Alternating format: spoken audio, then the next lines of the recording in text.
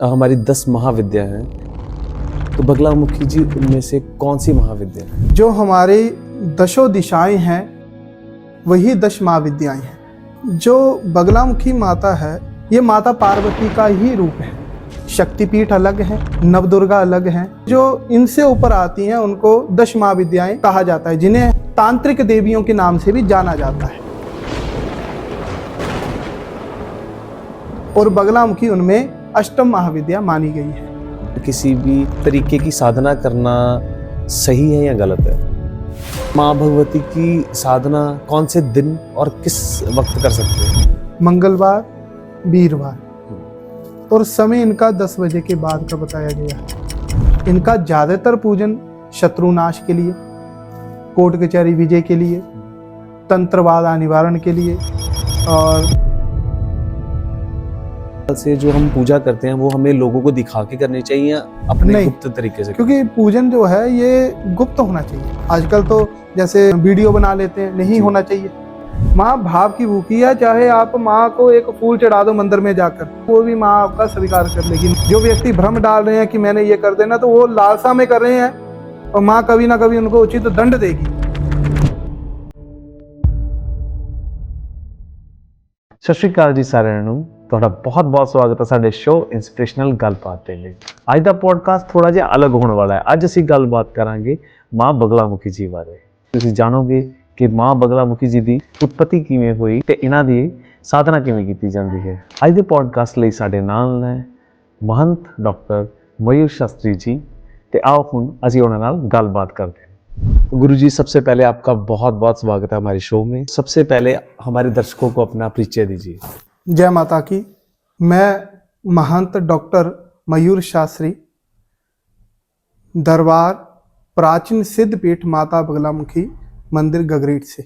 सबसे पहले मैं आपसे यही पूछना चाहता हूँ, हमारी 10 महाविद्या हैं, तो बगलामुखी जी उनमें से कौन सी महाविद्या है?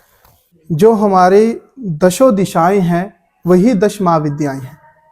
पहली महाविद्या आती है माँ काली, दूसरी महाविद्या माता छिन्नमस्तिका जी, तीसरी महाविद्या माता तारा जी, चौथी महाविद्या माता षोडशी, पांचवी महाविद्या माता भुवनेश्वरी, जी, छठी महाविद्या माता त्रिपुर भैरवी, सातवीं महाविद्या माता धुमावती, आठवीं महाविद्या माता बगलामुखी, नौवीं महाविद्या माता मतंगी और 10वीं महाविद्या माता कमला। ये हमारे दशों दिशाओं की 10 महाविद्याएं हैं और बगलामुखी जो है वो 8वीं महाविद्या मानी गई है।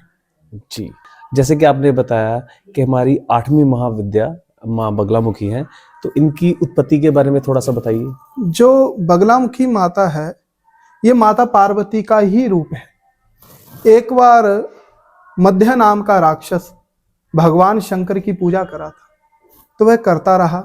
एक दिन भगवान शंकर ने उसे वरदान दिया कि तू एक फूंक मारेगा तो पूरी सृष्टि का प्रलय हो जाएगा, मतलब समाप्ति हो जाएगी। मतलब जब भी अपने मुख से श्वास निकालेगा तो उस श्वास से पानी इकट्ठा होगा, तो उस पानी से पूरी सृष्टि का नाश हो सकता था। तो उस राक्षस में एक तरह का अहंकार आया और अहंकार पूर्वक वह सबसे पहले इंद्रलोक में गया, वहां बहुत तबाही मचाई। तब भगवान विष्णु जी इनके साथ लड़े तो वो भी हार गए। तब भगवान विष्णु जी ने मध्य प्रदेश के दतिया में हरिद्रा सरोवर के किनारे माँ की आराधना करनी शुरू कर दी। कई वर्षों तक करते रहे, यहाँ तक कि भगवान विष्णु जी ने माँ की इतनी साधना की, माँ का इतना तप किया कि भगवान की जो मूल विष्णु की जो मूल शक्तियां थी वो भी माँ ने खींच ली और उनको एक साधारण सा मानव बना दिया। तब फिर भी भगवान विष्णु जी अपना तप करते रहे। तब एक बार मंगलवार था, कृष्ण चतुर्दशी थी और वीर रात्रि मतलब रात के 12 बजे थे। और जब भगवान विष्णु जी साधना कर रहे थे तब रात को 12 बजे मंगलवार के दिन माँ की उत्पत्ति हुई। और जब माँ प्रकट हुई तो माता के पीले वस्त्र थे, पीला मुख था, पीला ही सिंहासन था, स्वर्ण रतन जड़ित था और पीले ही पुष्प थे। और यहाँ तक कि 1 किलोमीटर के दायरे में पेड़ और पक्षी भी पीले हो गए और जो वो सरोवर था वो भी पीला हो गया था। और जब भगवान विष्णु जी ने माँ को देखा तो जय माँ पीताम्बरा के नाम से पुकारा पीताम्बरा अर्थात पीले वस्त्रों को धारण करने वाली। जी। भगवान विष्णु का दूसरा नाम पीताम्बर है। पीताम्बर। उन्हीं की आराध्य शक्ति, उन्हीं की इष्ट देवी, उन्हीं की कुल देवी होने के कारण भी इन्हें पीताम्बरा के नाम से जाना जाता है। जब भगवान विष्णु जी ने माँ को बताया कि माँ किस लिए माँ को बुलाया गया है, तो माँ को अपना सारा वृतांत सुनाया। तो माँ ने अपने सोने का सिंहासन छोड़कर पानी में जब बगला होता है उसकी सवारी ली और स्वयं बगले का रूप धारण कर लिया। माँ ने अपनी आकृति ही बगले जैसी बना ली। और जब इस राक्षस ने मुख खोलने की चेष्टा की तो माँ ने इसकी जीभ खींच दी, क्योंकि हमें जब श्वास लेना होता है तो हमें जीभ का प्रयोग करना पड़ता है। तो माँ ने इनकी जीभ ही खींच ली। और जब राक्षस की जीभ खींची तो माँ ने गदा का प्रहार किया, क्योंकि गदा ही ऐसी शक्ति है जीभ को कट कर देती है। तो उन्होंने उनके गदा से उनके सिर पर प्रहार किया और उनका मारण किया। इसी के कारण माँ का दूसरा नाम माँ बगलामुखी पड़ा था। जी, बहुत बढ़िया। तो गुरुजी एक चीज मेरे को भी कंफ्यूजन रहती है, तो मे भी जो हमारे दर्शक हैं उनको भी हो सकती है कि हम देखते हैं कि नवरात्रों में लोग देवी माँ की पूजा करते हैं, तो उन देवियों में से ये नहीं आते। तो मतलब जो बगलामुखी जी हैं ये किन चीजों में आते हैं? जो आपने जो प्रश्न किया बहुत अच्छा प्रश्न है। जो बगलामुखी है ये दशमा विद्या में आती है जी। शक्तिपीठ अलग है। अच्छा। और नवदुर्गा अलग हैं, और जो इनसे ऊपर आती हैं उनको दश महाविद्याएं कहा जाता है, जिन्हें हमें तांत्रिक देवियों के नाम से भी जाना जाता है। ठीक है। और बगलामुखी उनमें अष्टम महाविद्या मानी गई है। जी ठीक है। पता क्या, ये ना मोस्टली हमारे जितने भी लोग रहते हैं, जैसे जिनको नहीं इस चीज के बारे में पता, वो ये कंफ्यूजन रहती है कि ये मतलब किन देवियों में आती है। और आपने ये भी प्रश्न बड़ा अच्छा पूछा था कि नवरात्रों में पूजन किया जाता है। जी जी। तो हमारे जो पूरे साल में हमारे 4 प्रकार के नवरात्रि आते हैं। अच्छा। जिसमें 2 नवरात्रि माने जाते हैं प्रत्यक्ष और 2 माने जाते हैं गुप्त। सबसे पहले हमारा साल शुरू होता है चैत्र का, तो सबसे पहले चैत्र महीने का प्रत्यक्ष नवरात्रि आते हैं। उसके बाद आते हैं आषाढ़ महीने के। आषाढ़ महीने में हमारे गुप्त नवरात्रि आते हैं। और उसके बाद फिर आते हैं अश्विनी महीने में। ठीक है, अश्विनी महीने में प्रत्यक्ष नवरात्रि आते हैं। फिर उसके बाद आखिरी जो आता है वो माघ महीने में आते हैं, वो हमारे गुप्त माने जाते हैं। जो प्रत्यक्ष नवरात्रि हैं उनमें नवदुर्गा की पूजन किया जाता है, और जो गुप्त नवरात्रि हैं ये विशेष तौर पर दशमा विद्याओं का पूजन किया जाता है। जो व्यक्ति साधना क्रिया में है या तंत्र क्रिया करता है तो इस नवरात्रों में ही, गुप्त नवरात्रों में माँ की साधना करता है, तंत्र क्रिया करता है, और जो भी कार्य करना है इनमें ज्यादा प्रभावशाली माना जाता है। गुरुजी जैसे हर देवी का भैरव होता है, तो बगलामुखी जी का भैरव कौन है? देखो, हर देवियों के अलग अलग भैरव है। इसी प्रकार दश महाविद्या में हमारे अलग अलग भैरव माने गए। पहली महाविद्या आती है माँ काली, तो उनके भैरव है काल भैरव। दूसरी महाविद्या है माँ छिन्नमस्तिका, उनके भैरव है कबंध भैरव। तीसरी महाविद्या है तारा, तो उनके हैं अक्षोभ्य भैरव। और चौथी महाविद्या है माँ षोडशी, जिसको त्रिपुर सुंदरी भी बोला जाता है, तो उनके भैरव है त्रिपुरेश भैरव भी बोले जाते हैं, और पंचवक्तर भैरव भी माने जाते हैं। ठीक है। और उसके बाद आते हैं माँ भुवनेश्वरी, उनके भैरव त्र्यंबक भैरव माने जाते हैं। और उसके बाद जो अगली महाविद्या है वो मानी जाती है माँ त्रिपुर भैरवी। जो माँ त्रिपुर भैरवी के भैरव है उनको माना जाता है हमारे दक्षिणामूर्ति भैरव। और उसके बाद आते हैं धूमावती के, तो उनके कोई भैरव नहीं है। उसके बाद माँ बगलामुखी के, तो उनके जो भैरव है एक वक्तर भैरव। हाँ, और एक वक्तर जो भैरव है उसका एक सिर है, और उनको माँ बगलामुखी का पति भी माना जाता है। और माँ बगलामुखी के एक और भैरव भी माने जाते हैं, उनको महारुद्र भैरव भी विशेष तौर पर माना जाता है। और उसके बाद आता है मातंगी। माँ मतंगी के जो भैरव है मातंग भैरव। और उसके बाद आता है माँ कमला के, तो उनके भैरव है कमलेश भैरव, और विष्णु भैरव भी माने जाते हैं। ठीक है। तो गुरुजी जैसे आपने अभी बताया कि जैसे देवियों के अलग अलग भैरव होते हैं, इसी तरीके से हम जब पूजा करते हैं तो वहां पे क्षेत्रपाल होता है, तो क्षेत्रपाल के बारे में थोड़ा सा बताइए जरा। क्षेत्रपाल हमारे माना जाता है जो क्षेत्र की रक्षा करता है। जी। हर स्थान पर, जैसे हर गांव में जाओ तो हर गांव में अपना ही एक क्षेत्रपाल होता है, और अलग अलग स्थानों पर इनको अलग अलग नाम से जाना जाता है। आप जैसे कई स्थानों पर वैसे विशेष क्षेत्रपाल के नाम से ही जाना जाता है। पंजाब में जाओ तो उनको क्षेत्रपाल भी बोलते हैं, जी। और आप हिमाचल में जाओ तो उनको पहाड़िया बोलते हैं। तो ये हमारी क्षेत्र की रक्षा करने वाले देवते माने जाते हैं, ठीक है। और ये माँ के मतलब प्रमुख सेवक माने जाते हैं। इनका प्रमुख, इनके बगल हर देवी के साथ इनका पूजन किया जाता है। माँ बगलामुखी को स्तंभन की देवी क्यों कहा जाता है? माँ बगलामुखी को स्तंभन की देवी इसलिए कहा जाता है क्योंकि ये हर प्रकार से, मतलब इनमें इतनी शक्ति है कि तीनों लोगों को वश में कर सकती है, स्तंभित कर सकती है। जी। हमारे बताया गया है कि ये आकाश को, पाताल को, पृथ्वी को भी स्तंभित कर देती है। मतलब इनका ज्यादातर पूजन स्तंभन क्रिया के लिए, रोकने के लिए। कोई व्यक्ति जैसे कोई शत्रु परेशान कर रहा है तो उनको स्तंभित कर देने के लिए इनका पूजन किया जाता है, और इसलिए इनको स्तंभन देवी भी बोला जाता है।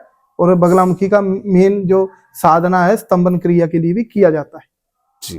महाविद्याओं में से माँ बगलामुखी को सबसे शक्तिशाली माना जाता है, तो इसके पीछे क्या रीजन है? मतलब जो बगलामुखी माता है ये सर्वप्रथम शक्तिशाली देवी मानी गई है 10 महाविद्या में। है तो 8वीं महाविद्या, पर मानी गई है प्रथम शक्तिशाली देवी। ये कारण कई प्रकार के हैं। हर देवी में एक गुण विद्यमान होता है, या तो वो उग्र स्वभाव की होगी या फिर कोमल स्वभाव की होगी। उग्र स्वभाव में जैसे माँ काली है, माँ छिन्नमस्तिका है, माँ तारा है, ये उग्र स्वभाव की देवियां हैं, ये कोमल नहीं होंगी। और कोमल में जैसे माँ षोडशी, माँ भुवनेश्वरी, माँ त्रिपुर भैरवी, माँ कमला, तो ये कोमल स्वभाव है, तो ये उग्र नहीं बनेंगे। बगलामुखी में दोनों ही गुण विद्यमान है। ठीक है। उग्र अति उग्र, मतलब प्रचंड इतनी है कि काली भी इसके आगे फीकी है, और कोमल इतनी है कि कमला भी इसके आगे फीकी है। और मतलब जब शत्रुओं का नाश करने पर आती है तो काली भी इसके आगे कुछ नहीं है, और जब किसी को देने पर आएगी तो कमला भी इसके आगे कुछ नहीं है। मतलब, और दूसरा कारण क्या है इनका प्रथम शक्तिशाली होने का, क्योंकि हर देवी की साधना से हमें एक ही प्रकार का मोक्ष मिलता है। जैसे माँ काली की साधना कर लो, माँ छिन्नमस्तिका की, तो एक ही प्रकार के हमें मोक्ष मिलेगा, या तो इस जन्म में या अगले जन्म में। बगलामुखी दोनों प्रकार के मोक्ष देने वाली, इस जन्म में आपको मिलेगा, अगले जन्म में भी वैसा ही मिलेगा, इसलिए मोक्ष प्रदायिनी देवी माना गया। तो इसलिए ये प्रथम शक्तिशाली देवी मानी गई है, और कलयुगी माँ देवी भी मानी गई है। कलयुग में सबसे ज्यादा इनका पूजन होगा, ये बताया गया है। ठीक है। गुरुजी, मैं आपसे ये पूछना चाहता हूँ कि जैसे कई लोग बिना गुरु के ही खुद मानने लग पड़ते हैं, मतलब किसी का भी मूर्ति बना लिया, कुछ भी कर लिया, क्या गुरु के बिना माता की या किसी भी तरीके की साधना करना सही है या गलत है? नहीं होनी चाहिए, क्योंकि बिना गुरु के गति नहीं है, और बिना गुरु के आप कोई भी क्रिया नहीं कर सकते। ठीक है। आप जैसे मान लो आप रट्टे, मतलब आप रट्टा मार लेंगे, जी। तो आप पास हो सकते हैं, पर आप उसमें परफेक्ट नहीं हो सकते। नहीं, समझ नहीं आती ना, समझ नहीं आएगा। जी। तो समझे गुरु के बिना नहीं आ सकता। तो गुरु का होना बहुत जरूरी है जीवन में। चाहे कोई भी साधना आप करो, चाहे कोई भी क्रिया करो, तो उसमें गुरु का होना विशेष माना गया है, तो होना चाहिए। जी। पर आजकल तो जैसे किताब पकड़ के लोग साधना करें, ये सबसे ज्यादा हानिकारक है जी, क्योंकि इससे नुकसान हो सकता है। कई जने बोल देते हैं कि इसकी साधना ऐसे कर लो, पर बिना गुरु के वो नहीं करना चाहिए। ये तो हो गया हमारी जिंदगी में गुरु का महत्व। तो गुरु पूर्णिमा के बारे में थोड़ा सा बताइए। गुरु पूर्णिमा जो है ये आषाढ़ महीने के शुक्ल पक्ष की पूर्णिमा तिथि को आती है। इसे व्यास पूर्णिमा भी कहा जाता है। और गुरु पूर्णिमा में विशेष तौर पर हम अपने गुरुओं का पूजन करते हैं, हम अपने विशेष माता पिता का भी पूजन कर सकते हैं। और उसमें विशेष गुरु का जो महत्व है यही माना जाता है जो हमें अंधकार से प्रकाश की ओर लेकर जाए, कर सकता है, ठीक है, ठीक है। ताकि हम अच्छे मार्ग पर जाएं, सदमार्ग पर जाएं और भगवती का और किसी भी देवी देवता का अच्छे से हम कार्य कर सकें और हम समाज में भी अच्छा कार्य कर सकें, क्योंकि बिना गुरु से ये चीजें सफल नहीं हो सकती। ये तो होगी, बाकी बातें हमने बहुत सारी बातें की है। आपने माँ बगलामुखी जी की साधना कब शुरू की थी?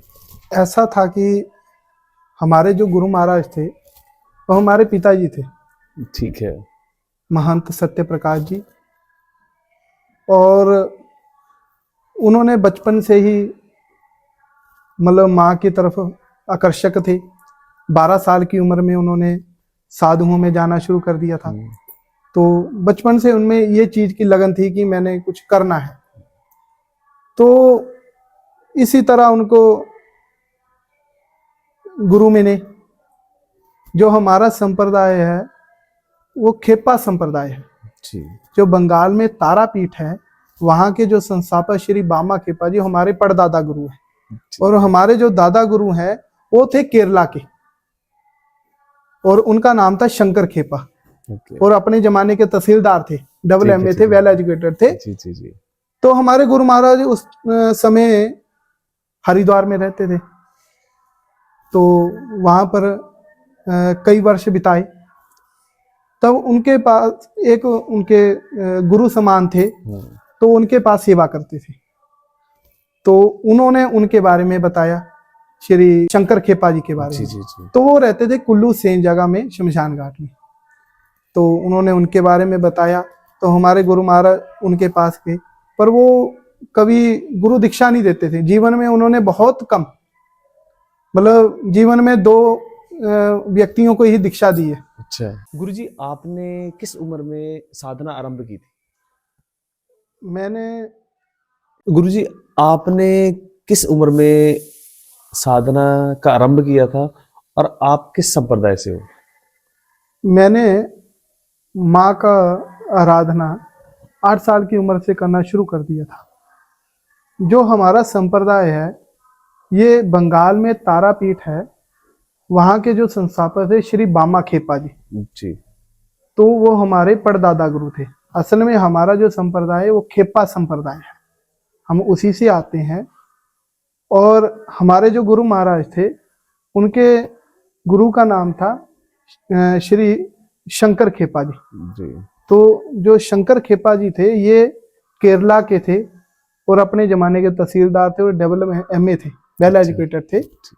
तो हमारे गुरु महाराज जो 12 साल की उम्र में साधुओं में निकल गए, तो हरिद्वार में कई समय बिताया।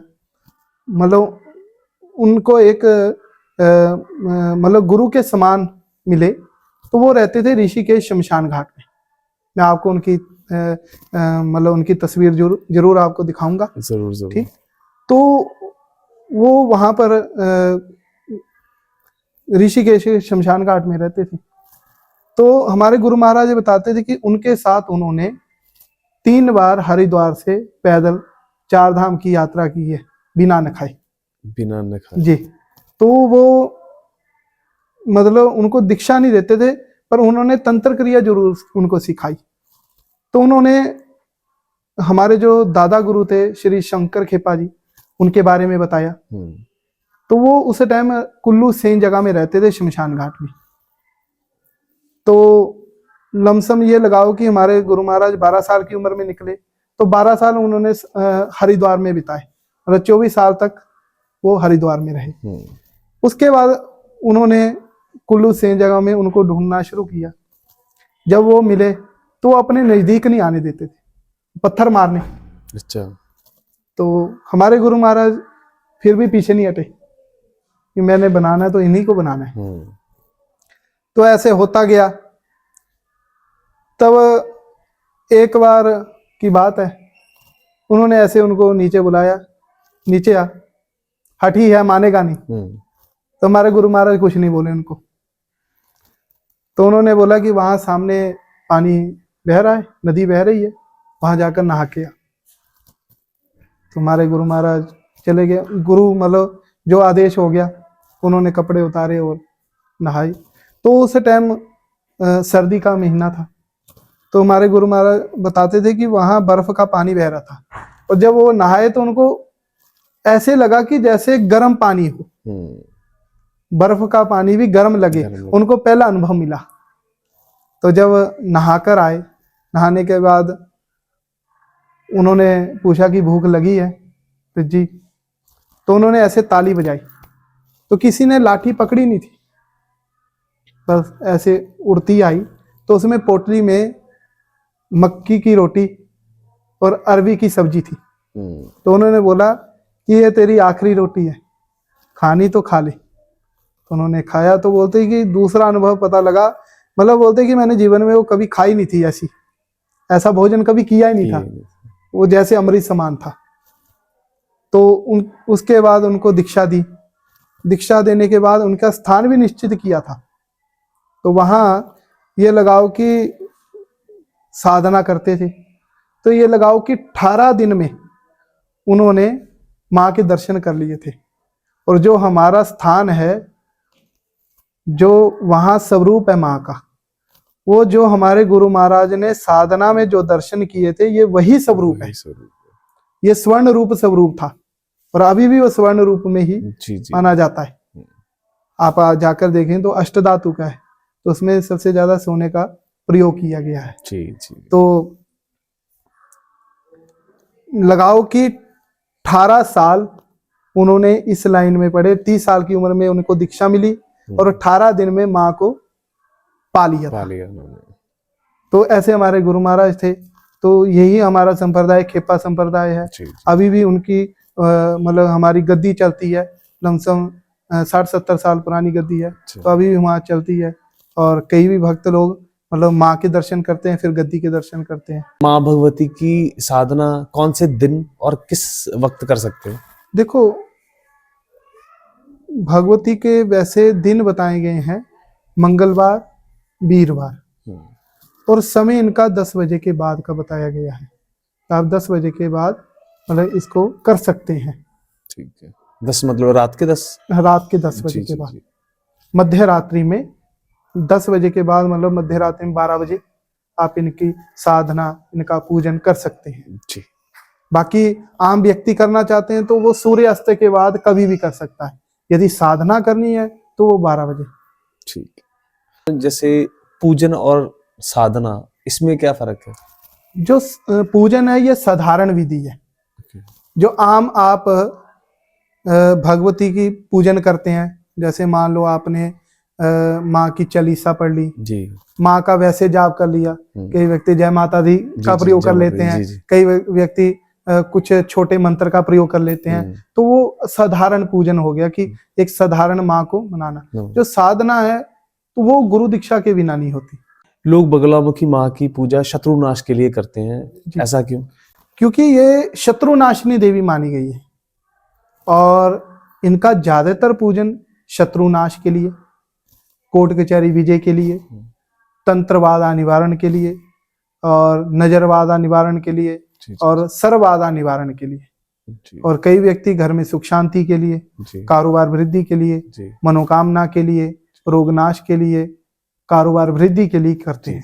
तो गुरुजी, हमें माँ बगलामुखी का पाठ घर में करना चाहिए या नहीं? देखो, साधारण तौर पर करना है तो कोई ऐसी बात नहीं। यदि आप भगवती, क्योंकि बिना गुरु दीक्षा से पहली बात तो ये करना नहीं चाहिए।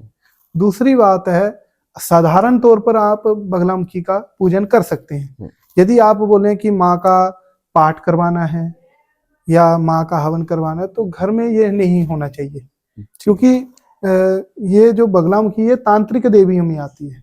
कभी तंत्र कार्य घर में होता है? नहीं, बिल्कुल। तो घर में ये चीजें नहीं होनी चाहिए। दूसरी बात है, घर में शुद्धता नहीं होती, इसलिए घर में ये कार्य नहीं होना चाहिए। साधारण पूजन करो, उससे भी भगवती बहुत कृपा करती है।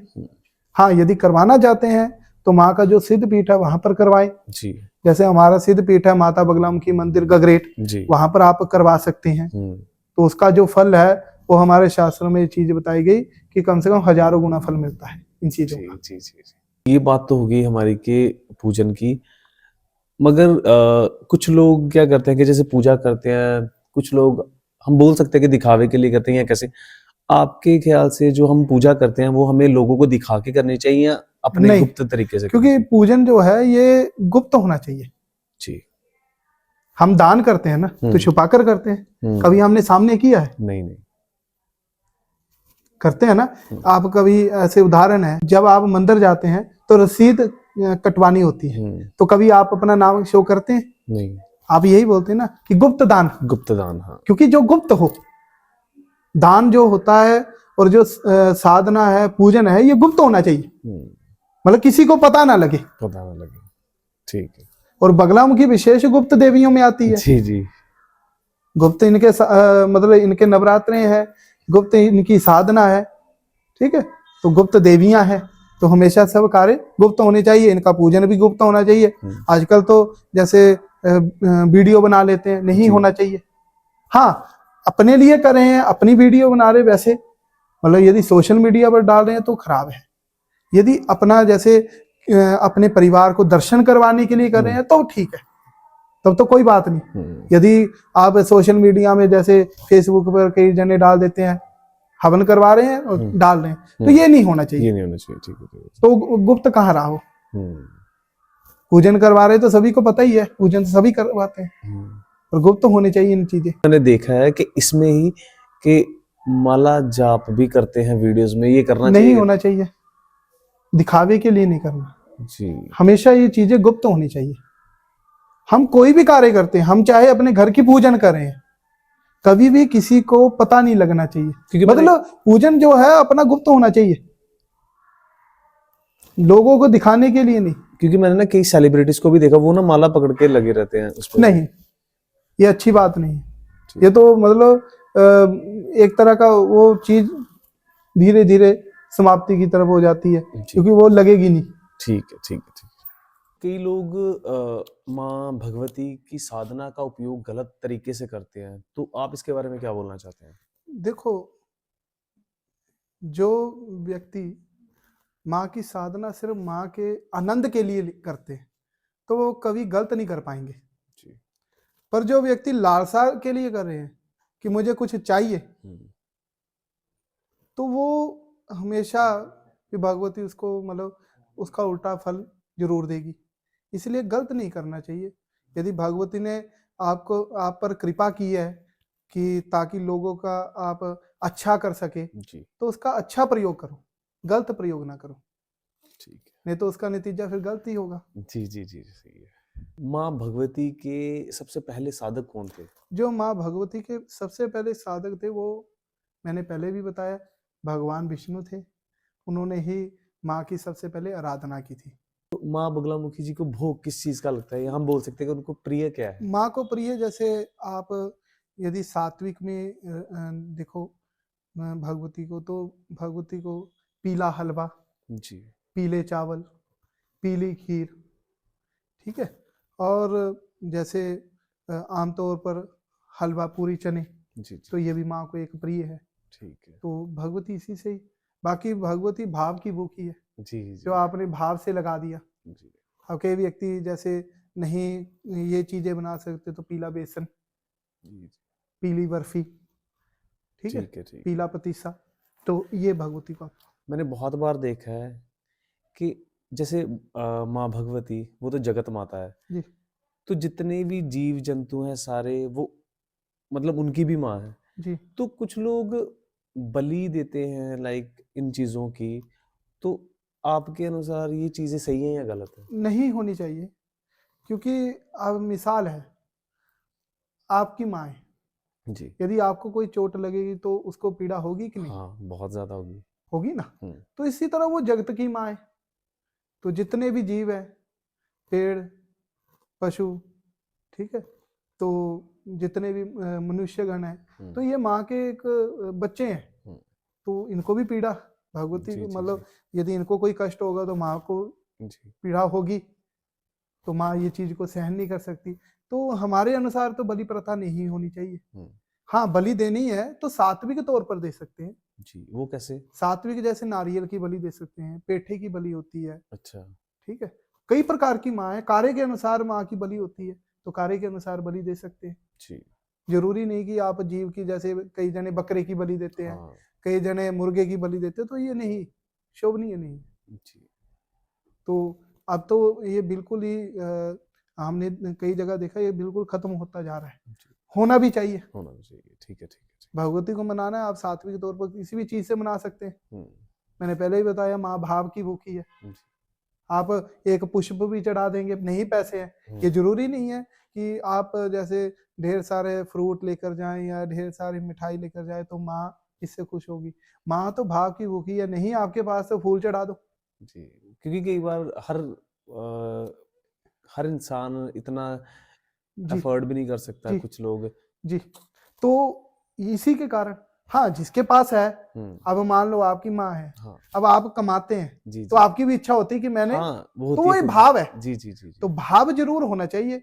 भाव, चाहे आपके पास थोड़े पैसे है तो थोड़ा भाव, जी, भाव ही है ना। जी, जी, जी, जी, माने तो अब मान लो आपके मान लो 2 या 3 भाई होते हैं, जी, मान लो आप अच्छे हैं, 2 अच्छे नहीं हैं, मतलब आपने माँ को सोने की चैन दे दी, बाकियों ने माँ को मान लो 501 दे दिया, 1100 दे दिया, तो माँ ने ये थोड़ी ना कि तुमसे आपसे मतलब प्रेम ज्यादा करना, जी, उनसे कम करना, ये तो नहीं होगा। नहीं, नहीं, नहीं, बिल्कुल। माँ ने तो सभी से प्यार माँ, उतना ही करना जी, है। जी, माँ के लिए तो सभी बराबर है। जी, तो इसी प्रकार ये भाव की भूखी है, जितना आप मतलब जितना दे सकते हैं वो उसी से मान जाएगी। जी, जी, नहीं कुछ है तभी माँ मान जाएगी। जी। गुरुजी जैसे बोलते हैं कि जो माँ भगवती के चरणों में चला गया, उसे कहीं और जाने की जरूरत नहीं है। जी बिल्कुल।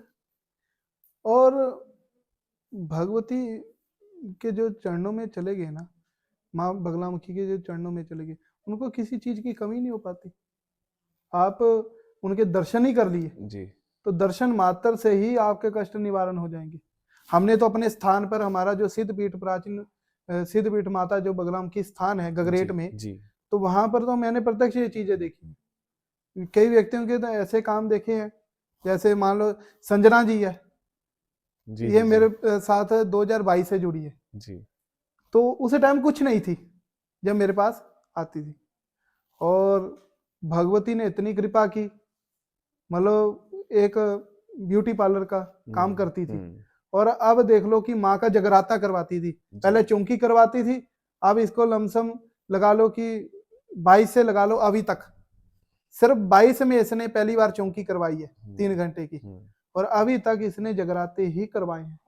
जी, तो ये भगवती की कृपा, ये प्रत्यक्ष उदाहरण है। जी, जी, जी। माँ बगलामुखी के हवन होते हैं, वो कितने प्रकार के होते हैं? अलग अलग प्रकार के हैं। माँ बगलामुखी के जो हवन है, शत्रुनाश के लिए भी, नजरवादा के लिए भी, तंत्रवादा निवारण के लिए भी, कोर्ट कचहरी विजय के लिए भी, इलेक्शन की जीत के लिए भी, घर में सुख शांति के लिए भी, कारोबार वृद्धि के लिए भी, मनोकामना के लिए भी, रोग नाश के लिए भी, जो भी कार्य है तो वो व्यक्ति करवा सकता है।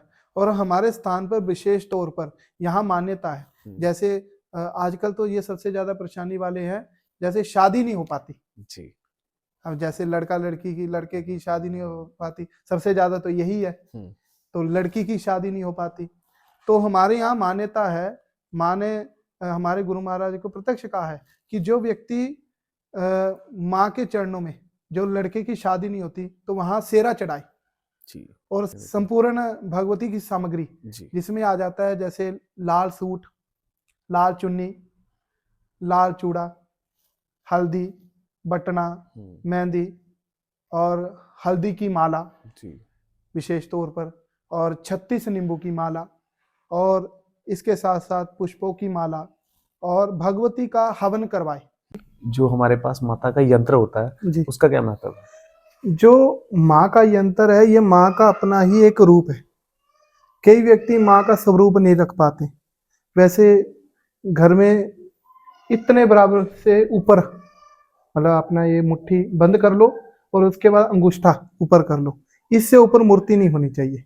जी, जी, यदि वो मूर्ति नहीं रख सकते तो माँ का यंत्र रख सकते हैं, तो ये माँ का एक रूप ही माना जाता है, और माँ का अपना एक स्वरूप है। इसकी व्यक्ति जैसे पूजा करेगा, भगवती को साक्षात रूप की पूजा कर ली, वैसा ही माना जाएगा। ठीक है गुरुजी, जैसे देखा जाता है कि जो लड़कियां होती है, जी जो उनका मासिक धर्म होता है, तो उसमें उनको पूजा करनी चाहिए या नहीं करनी चाहिए? देखो, यदि हम वैदिक प्रक्रिया में देखा जाए, ठीक है, तो हम इसको मतलब ठीक नहीं मानते कि किसी भी मूर्ति को छूना अशुभ माना जाता है। हम्म, किसी भी चीज को मतलब आपने हाथ लगा दिया तो वो अशुभ हो गई, अशुद्ध मानी गई है। तो इसलिए वैदिक प्रक्रिया में तो लड़की मतलब जो है वो मतलब किसी भी देवी देवता को हाथ ना लगाए। हाँ, मानसिक तौर पर जाप कर सकती है, ठीक। मानसिक तौर पर किसी भी देवी देवता का आप जाप कर सकते हैं, तो उसमें कोई मनाही नहीं है। हाँ, और तांत्रिक क्रिया में जब हम तंत्र क्रिया में मानते हैं तो हम इसको अच्छा मानते हैं। अच्छा। आप कामाख्या पीठ में जाओ, जी। गुवाहाटी में, असम में, तो वहां माँ के योनि है, तो योनि की पूजा होती है, तो ठीक। वहां शुभ माना जाता है। ठीक है, ठीक। इसी तरीके से जैसे माँ को हल्दी का तिलक लगाना शुभ माना जाता है, जी, वो क्यों? क्योंकि माँ को प्रिय है। ठीक है। हल्दी जो है माँ को प्रिय माना गया है, क्योंकि पीले में आती है। जी। पीली कोई भी चीज है भगवती को बहुत प्रिय है। ठीक। तो जैसे देखा जाता है कि माँ के साथ शंकर भगवान किस रूप में होते हैं? महारुद्र के रूप में। अच्छा, महारुद्र के रूप में। जी, ठीक है। तो माँ को ब्रह्मास्त्र की देवी भी बोला जाता है। क्योंकि ये ब्रह्मा की शक्ति है। ये जी, ब्रह्मा से मतलब ब्रह्मा से निकली हुई शक्ति, क्योंकि ब्रह्मा ने इनको साध्य किया था, हम्म, तो और भगवान विष्णु ने इनकी साधना की थी, तो ठीक ब्रह्मा है। से निकली ये शक्ति है, जी। तो इसलिए ब्रह्म शक्ति माना गया है। तो गुरुजी, आपका जो अपना सिद्धिपीठ मंदिर है, जी, अब हम उसके बारे में कुछ जानना चाहते हैं। जो हमारा स्थान है ये प्राचीन सिद्धपीठ माता बगलामुखी मंदिर गगरेट में पड़ता है। हम्म, और ये होशियारपुर, जब आप होशियारपुर से आते हैं तो चिंतपूर्णी, होशियारपुर चिंतपूर्णी के बीच में गगरेट कस्बा पड़ता है, जी। और हिमाचल बॉर्डर से 6 किलोमीटर आगे पड़ता है। ओके। जी, और यदि आपने जैसे मान लो दिल्ली से आना है, तो दिल्ली से ये ऊना डिस्ट्रिक्ट के साथ ही गगरेट पड़ता है। ऊना से जब आएंगे तो गगरेट को आना पड़ेगा। होशियारपुर से, पंजाब से, जैसे लुधियाना से आते हैं, या मान लो आप इधर जलंधर से आते हैं, तो आपको भाई होशियारपुर आना पड़ेगा। तो होशियारपुर से जो हिमाचल का बॉर्डर है वहां से 6 किलोमीटर आगे है, और ऊना से आएंगे तो आधे घंटे का रास्ता है, जी। और जम्मू या पठानकोट से आएंगे तो पठानकोट से 2.5 घंटे का रास्ता है। जी। ठीक है, तो आपने पठानकोट से सीधा तलवाड़ा, तलवाड़ा से आपने गगरेट, दौलतपुर गगरेट आना है। ठीक। तो ये प्राचीन सिद्धपीठ माता बगलामुखी मंदिर गगरेट है, और ये लमसम 60 से 70 साल पुराना मंदिर है, और जी। यहाँ माँ के चरण है। जी। जी। जी। और हमारे गुरु महाराज ने मतलब सिद्धि के द्वारा माँ को यहाँ बुलाया था। ठीक है। और यहाँ की मान्यता है कि जो व्यक्ति चिंतपूर्णी जाता है, यहाँ दर्शन करने के बाद उसकी यात्रा सफल मानी जाती है। ठीक। इसलिए सभी आते हैं, भगवती का दर्शन मात्र से माँ उनके सभी कार्य सिद्ध करती है। जी। जैसे हमने देखा है कि आजकल कई जगहों पे मोस्टली देखा जाता है कि लोग चौंकी टाइप लेते हैं, जैसे सर हिलाते हैं। तो आपको क्या लगता है कि माँ भगवती उनमें आ जाती है? देखो जी, हमें आज तक नहीं ऐसा हुआ। हमने भी भगवती के कई सालों से साधना करे हैं, तो आज तक तो ना तो हमें हुआ है ऐसा, ना तो हमारे गुरु महाराज जी को हुआ है, ना हमारे दादा गुरु को हुआ है, ना हमारे परदादा गुरु को हुआ है। और दूसरी बात है, जो सिर हिलाते हैं, पहली बात तो मैं इन चीजों को बहुत कम मानता हूँ। पहली बात, माँ कभी भी किसी पर नहीं आती है, ठीक है। हाँ, यदि आती है, वो कौन है? वो माँ की सखियां, जिनको हम 64 प्रकार की योगिनी बोलते हैं। जी। उनके 2 रूप है। एक हम उग्र स्वभाव, जिसको तांत्रिक उग्र स्वभाव, और एक कोमल, जिसको सात्विक बोल देते हैं। अब मान लो जैसे कई जने बोलते हैं कि मेरे पर काली आ गई, तो वो छलिया है। जो योगिनी है वो छलिया, वो किसी का भी रूप ले लेती है। तो यदि उसने काली का मतलब, उनको काली प्रिय है, उस जैसे व्यक्ति को काली माता प्रिय है, ठीक है, तो वो काली का रूप ले लेगी, तो उसके रूप में वो आएगी, ठीक है। और यदि माँ दुर्गा प्रिय है तो दुर्गा का रूप ले लेगी, वो सात्विक प्रवृत्ति में आ जाएगी, ठीक है। तो वो बहुत रेयर होता है, 100 में से 10%। और यदि किसी पर आए तो लमसम 2 से 3 दिन तक व्यक्ति ठीक नहीं हो पाता। ठीक इसलिए क्योंकि उसका शरीर टूट गया होगा, इतना भार पड़ता है। तो ऐसा नहीं है। मतलब कि योगिनी आती है, माता कभी नहीं आती, योगी नहीं आती हैं, वो उसी रूप में मतलब भगवती के साथ चलती हैं। गुरुजी जैसे कुछ जगहों पे ना अब ऐसा होने लगा है कि मैं नाम नहीं लूंगा उनका, बट वहां पे जो गद्दी पे बैठे हैं वो बोलते हैं कि यहाँ पे आना है तो मधुसूदन का घी लगेगा या क्वालिटी वाली चीजें लगेगी। तो ऐसी जगहों पे अगर नॉर्मल बंदा जाए या आम इंसान जाए तो वो कैसे कर पाएगा ये सब, क्योंकि उनको तो होता है कि यहाँ पे यही कंपनी का चलेगा, वो तो एक बिजनेस बना के बैठे हैं। देखो, मैंने आपको ये चीज पहले भी बताई कि माँ भाव की भूखी है।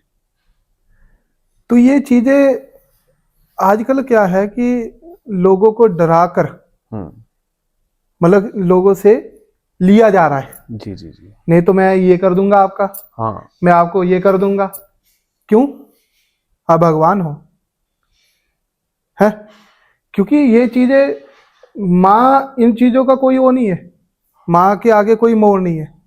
या ये ब्रांड का चढ़ा देंगे तो माँ खुश हो जाएगी, माँ ने तो कभी ये चीजें रखी नहीं है। अब आप ही हैं, आप अपनी माँ के लिए कुछ लेकर जाते हैं। मान लो आपने किसी फड़ी से ले लिया, नहीं कोई अच्छे के, तो माँ ने ये थोड़ी ना बोलना कि अच्छा ब्रांडेड लेके आ भाई। नहीं नहीं, माँ तो कभी बोलेंगे? नहीं नहीं। तो ये चीजें नहीं है। माँ भाव की भूखी है। चाहे आप माँ को एक फूल चढ़ा दो मंदिर में जाकर, नहीं आपके पास पैसे है ज्यादा है, नहीं आपके पास प्रसाद लेने की इतनी वो है, तो माँ को फूल भी चढ़ा दे, वो भी माँ आपका स्वीकार कर लेगी। माँ आपका कभी गलत नहीं करेगी। ठीक है, ये आप छोड़ दो। जो व्यक्ति भ्रम डाल रहे हैं कि मैंने ये कर देना, तो वो लालसा में कर रहे हैं, और माँ कभी ना कभी उनको उचित दंड देगी। ठीक है, ये पतन का कार्य वही बनेगा। ठीक। गुरुजी बहुत अच्छा लगा आपसे बात करके, बहुत ज्ञान की बातें आपने हमें सिखाई, कुछ ऐसी चीजें ऐसी जो मतलब हमें नहीं पता थी आपने वो बताई। अब आप हमारे दर्शकों को कोई मैसेज देना चाहते हो तो प्लीज उसके बारे में। मैं यही चाहता हूँ कि भगवती से डरे नहीं, क्योंकि आजकल लोगों को भ्रम डाल दिया है कि माँ कोई रौद्र रूप है। माँ यदि भगवती का आप घर में पूजन करते हैं तो ये हो जाता है, ये हो जाता है। तो माँ कोई रौद्र रूप में नहीं है। जैसे आप माँ को मानेंगे, माँ वैसे बन जाती है। कभी आपने अपने घर की माँ देखो तो वो कोई गुस्सा किसी चीज का थोड़ी ना करती। यदि आपसे गलती भी हो गई तो गुस्सा नहीं करती, पर अब आप साधारण तौर पर करें, आप उसको किसी कार्य के लिए नहीं, माँ को सिर्फ आनंद प्राप्त करने के लिए, ताकि माँ का आनंद प्राप्त हो, तो हम यही बोलते हैं। और दूसरी बात है, किसी व्यक्ति के भ्रम में आकर, और यदि कोई व्यक्ति बोलता है कि आप ये किताब पढ़कर माँ की साधना करें, तो बिल्कुल नहीं करनी। उसके लिए सबसे बढ़िया है गुरु दीक्षा लो। गुरु दीक्षा उन्हीं से लेनी है जो उस लाइन की साधक हो। जैसे बगलामुखी का है तो बगलामुखी का लाइन का साधक हो, तो उनसे गुरु दीक्षा लेनी। ये नहीं है कि करनी है आपने बगलामुखी की साधना और दीक्षा ले रहे हैं आप कृष्ण के साधक से, तो वो सिद्ध नहीं होगा। अब मान लो गणित का टीचर है, तो वो साइंस का थोड़ी ना पढ़ा सकता है, तो परेशानी हो जाएगी। तो सबसे बढ़िया जो जिस लाइन का है उसी से दीक्षा लो। यदि आपको नहीं मिलता है, दरबार में आओ, भगवती के यहाँ आकर आपको आनंद मिलेगा। हमारे यहाँ 60-70 साल पुरानी गद्दी है, तो यहाँ आकर आप दर्शन करो, भगवती अपने आप रास्ता दे देगी। नहीं आपको मिलता तो हम जरूर आपकी सहायता करेंगे गुरु दीक्षा में। ਤੇ ਇਹ ਸੀਗੀ ਸਾਡੀ ਗੱਲਬਾਤ ਮਹੰਤ ਡਾਕਟਰ ਮਯੂਰ ਸ਼ਾਸਤਰੀ ਜੀ ਦੇ ਨਾਲ। ਇਸ ਪੋਡਕਾਸਟ ਦੇ ਜ਼ਰੀਏ ਤੁਹਾਨੂੰ ਬਹੁਤ ਸਾਰੀ ਜਾਣਕਾਰੀ ਪ੍ਰਾਪਤ ਹੋਈ ਹੋਵੇਗੀ ਤੇ ਤੁਹਾਡੇ ਮਨ ਦੀਆਂ ਕਈ ਕਨਫਿਊਜ਼ਨਾਂ ਵੀ ਦੂਰ ਹੋਈਆਂ ਹੋਣਗੀਆਂ। ਤੇ ਇਦਾਂ ਦੇ ਹੋਰ ਪੋਡਕਾਸਟ ਦੇਖਣ ਲਈ ਸਾਡੇ ਚੈਨਲ ਨੂੰ ਸਬਸਕ੍ਰਾਈਬ ਕਰੋ ਤੇ ਇਸ ਵੀਡੀਓ ਨੂੰ ਲਾਈਕ, ਸ਼ੇਅਰ ਤੇ ਕਮੈਂਟ ਜ਼ਰੂਰ। ਧੰਨਵਾਦ।